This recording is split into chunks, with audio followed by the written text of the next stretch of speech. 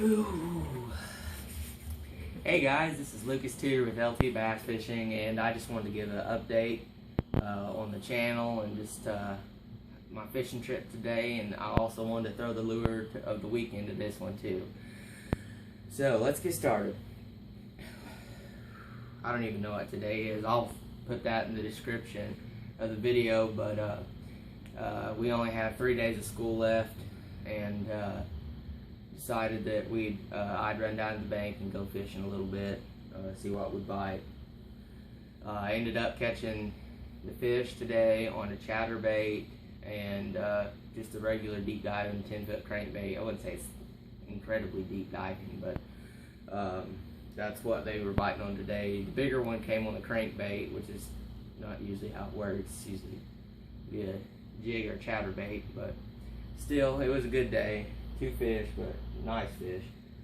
I'll start off with the chatterbait.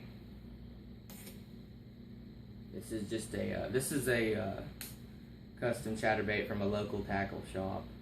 The head was white, but it's just been beaten up. And usually when baits get beaten up, they work better than they were at first when you first buy them. Just a chartreuse and white chatterbait on a 6'6" crankbait rod. I like using crankbait rods for chatterbaits because chatterbaits act like a crankbait in the water. And the reason it's so short, 6'6" is just incredibly short, is because I am bank fishing. I was bank fishing today. That's one of the rare occasions that I will use a 6'6" rod, because that is just incredibly short. But with trees around, you don't always get away with a 7-foot. This, however, I did use a 7-foot because I really don't have many short crankbait rods. This is a 7-foot cranking rod and 5-to-1 ratio reel. This is the lure I caught the biggest one on. It's a Norman citrus shad with a red treble up front. I always run the red treble up front because it acts like a gill. When they flash their gills, it's a distress symbol. And when a bass sees that, he just commits. This is the lure of the week. It's the most productive bait right now. Over the last 3 trips, I've caught more fish on this than I have on a lot of baits over this last month combined. This is just really hitting it right now in the late spawn.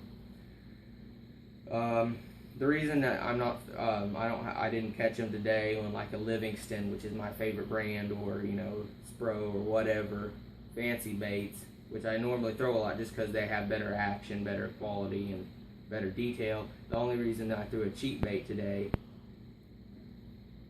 is just because when you're bank fishing, you have a tendency to get hung up more, and you don't have a way to retrieve them. Like with a boat, you can move to the other side of a lure and pop it free. So I fish inexpensive lures on the bank.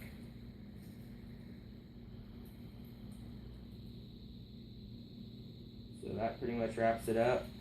I was running 12-pound fluorocarbon on it. I always use fluorocarbon on the deep diving baits.